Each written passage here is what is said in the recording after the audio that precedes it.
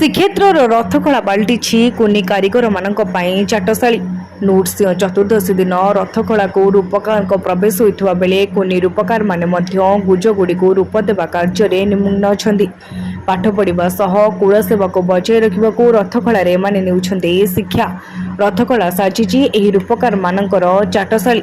ପାଠ ପଢ଼ିବା ସହ ବାପା ବଡ଼ବାପାଙ୍କ ଠାରୁ ନେଉଛନ୍ତି ରୂପକାର ସେବାର ଶିକ୍ଷା। କୁନି କୁନି ହାତରେ ନିହଣ ଧରି ଚୌପଟ ହୋଇଥିବା ଧଉରା କାଠରେ ରୂପ ଦେଉଛନ୍ତି କୁନି ରୂପକାର।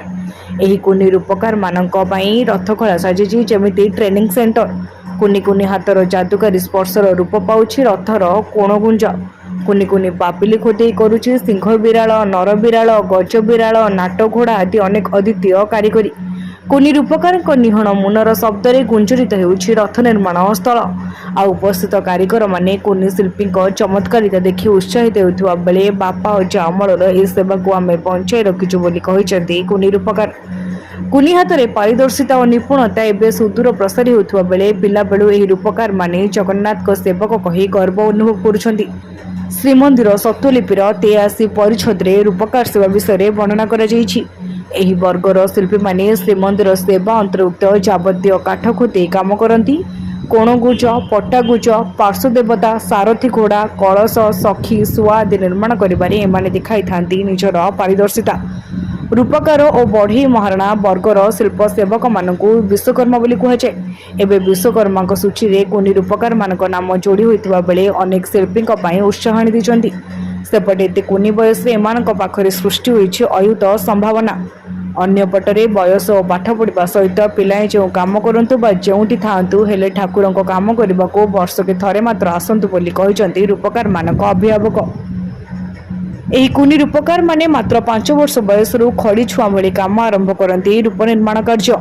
ଏହି ବୟସରେ ଏମାନଙ୍କ ପାଖରେ ଥିବା କଳା ନୈପୁଣ୍ୟର ଝଲକ ବାହାରକୁ ଦିଶୁଥିବା ବେଳେ ଶିଳ୍ପୀ କୂଳର ମର୍ଯ୍ୟାଦା ରକ୍ଷା ପାଇଁ ଏମାନଙ୍କ ପାଖରେ ରହିଛି ଅନେକ ସମ୍ଭାବନା।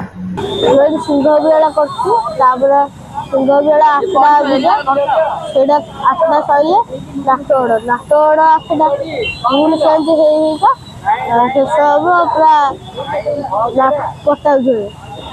ମୁଁ ରାତିରେ ବସି ଟ୍ୟୁସନ୍ ଯାଉଛି, ରାତିରେ ଆସିପାରୁନି, ଦିନରେ ଆସୁଛି। ମତେ ବହୁତ ଖୁସି ଲାଗୁଛି। ଆମର ହେଉଛି ରୂପକାର ସେବାୟତ। ଆମେ ନୃସିଂହ ଚତୁର୍ଥୀଠାରୁ ସବୁ ରୂପକାର ମାନେ ଆସି କଣଉଜରେ ସିଂହ ବିରାଳ କାମ ଅନୁକୂଳ କରିଥାନ୍ତି। ତା ପରେ ପରେ ଏବେ କଣଉଜ କାମ ଚାଲିଛି। କଣଉଜ, ସାଲଉଜ, ତୀଖଉଜ। ଏବେ ସାଲଉଜ ପ୍ରାୟ ସରିବା ଉପରେ ହେଇଗଲାଣି, ତୀଖଉଜ ଏବେ ପଡ଼ିଛି।